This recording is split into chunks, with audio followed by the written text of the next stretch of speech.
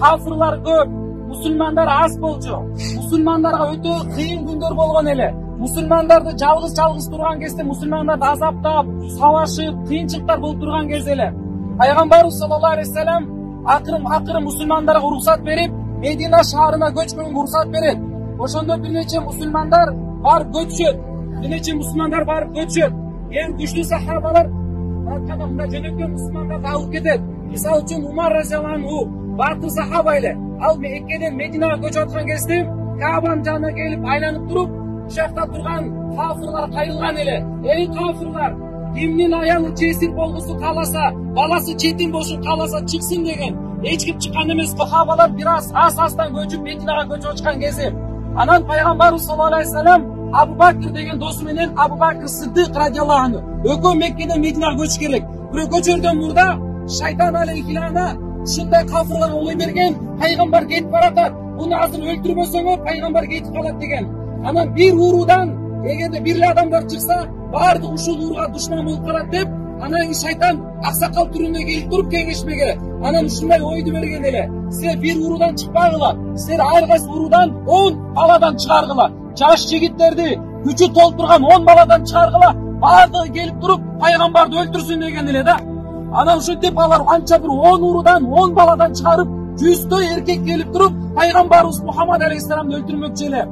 Ошондо болсо пайгамбар алейхиссалам өзүнүн ордуна Али радиаллаху анху жаткырып койгон. Анан түнчүндө пайгамбарыбыз Абу Бакр Сиддик менен анан кетишкен эле. Кетип баратканда барып туруп ушул Саур тоосуна келип туруп пайгамбар үңкүргө чыккан эле. Ушакта түнчүндө кетип, кафирлар келсе эле пайгамбар жок, караса Али жатат ордуна. Пайгамбар чыгып баратканда Ясин сүрөсүндөгү "Ва жаална мин байни айдихим саддам ва мин халфихим саддам" ошондо аят окуп туруп чаштаган кезде алардын көздөрү көрбөй калган. Алардын астына паратат койдук, артына паратат койдук деген аят эле. Алар кафирлар пайгамбарды чыгып бараткан көргөн эмес. Ошондо пайгамбарыбыз Абу Бакр разияллаху анху менен ушул Мединага кетип баратып, ушул тоого келген. Отурат, ушакта үңкүр бар эң үстү жагында. Ушул качып кетип бараткан кезде кафирлар алар жолдо табышпай, арасынан болсо бир өтө бир мыкты жолдун баарын издерин билген бирөө болгон. Болсо пайгамбарыбыз кетип атканда койчуманга бир айткан эле, биздин издерибизди сен койлор менен тебелеп кеткен. Биздин из билбей калсын деген эле. Ушинтип койлор менен изди тебелеп кеткен эле. Бирок ошондой болсо дагы кафирлар арасында бирөө бар эле. Ушундай бир изилдегенди жакшы билген. Ошондо дагы изди таап барган, пайгамбардын артына чейин таап барышкан эле. Пайгамбар кетип калса азыр таппай калабыз, жетпей калабыз деп. Ушул жакка чейин издеп келишкен. Караса изде түгөн калды. Ушул из, ушул Саур тоосунун үйдө жана чыгып бараткан экен. Ошентип кафирлар ушул жакта Саур тоосунун үйдөсүнө чейин келип, пайгамбарыбыз ушул Саур тоосуна үңкүрүнө келишти. Келген кезде Абу Бакр разияллаху анху биринчи кирип, баардык тешиктерди жаап койду. Тешиктен жылан чыгат, чаян чыгат эле. Бирок бир тешик ачык калып калган.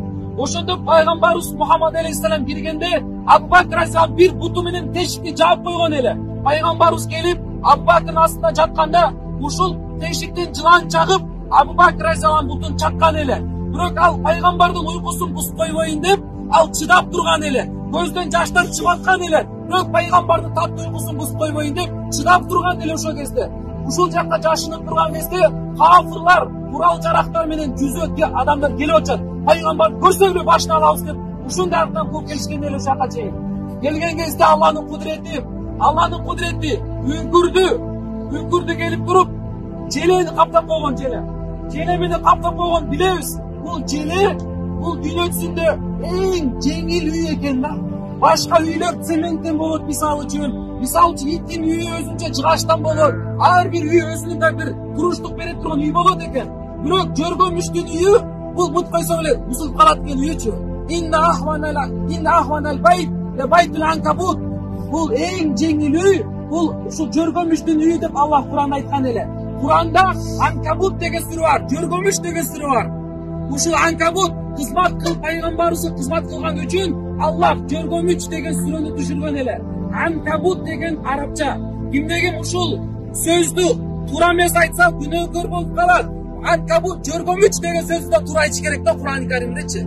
Ушинтип жөргөмүчтү коюп, астына көчкөн үйүнү коюп койгон. Кафирлар ушакка чейин келип, башын ылдый кылса эле пайгамбарды табат эле. Bırak karasa Jörgömüş'ün үйü durar, bütün boldurar. Bular Jörgömüş'ün үйü dursa bular ötsün. Paygambar içine girgen жоқ деп, қайрат düşüp кетip қалышқан еле да.